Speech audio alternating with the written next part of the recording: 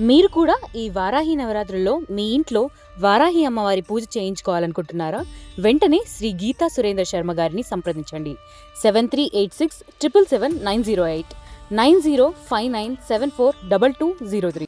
వారాహి అమ్మవారు ప్రతిసారి అంటే దేవి భాగవతం కావచ్చు, లేకపోతే శివపురాణంలో కావచ్చు, లేకపోతే మత్స్య పురాణంలో కావచ్చు, మార్కండేయ పురాణంలో కావచ్చు, దేంట్లో చూసినా కానీ, ఏ పురాణంలో చూసినా కానీ వారాహి అమ్మవారి యొక్క ప్రస్తావన వచ్చిన ప్రతిసారి ఏ రాక్షసుడైనా భూమిని నాశనం చేసేటందుకు కొడితే వాడిని నాశనం చేసేటందుకే ఈ అమ్మవారు ఇంట్రడ్యూస్ అవుతుంటుంది అనమాట ప్రతిసారి. సో అది ఈయన గొప్పతనం. అంటే భూమాతని మనం కాపాడుకుంటే, ముఖ్యంగా భూదేవిని కాపాడుకుంటే వారాహి అమ్మవారి దయ మన పైన ఉన్నట్టే అన్న విషయం ఇక్కడ లాజికల్లీ మనకు అర్థమైపోయింది కదా.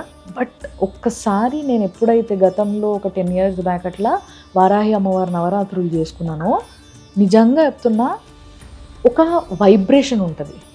ఇదేంటంటే గుప్త నవరాత్రులు అని కూడా ఎందుకంటారో మీకు తెలుసు కదా. అందరినీ పిలిచి హంగామా చేసి పసుపొట్లించుకునే నవరాత్రులు కాదు ఇది. ఈ నవరాత్రులకు వచ్చేసరికి వాళ్ళు గుప్తంగా చేసుకునే నవరాత్రులు కాబట్టి గుప్త నవరాత్రులు అంటారు అనమాట. ఇంకొక ఇంట్రెస్టింగ్ విషయం ఏమనిపించింది అంటే, నాకు ఇప్పుడు సైన్యాధ్యక్షురాలు కదా వారాహి అమ్మవారు. అంటే ఈమె వెనకాల పెద్ద సైన్యం ఉంటుంది. ఆ సైన్యంలో భాగంగా ఎన్నో యానిమల్స్ ఉంటాయి కదా. ఇప్పుడు ఫర్ ఎగ్జాంపుల్ దుర్గాదేవి ఉందనుకో సింహవాహిని అంటాం. అదే లక్ష్మీదేవి అనుకో గుడ్లగూబ వాహనం ఆమెకి. సరస్వతీదేవి అనుకో హంసలు అంటాం. ఇట్లా ఒక్కొక్క అమ్మవారికి ఒక్కొక్క వాహనం ఉంటుంది కదా.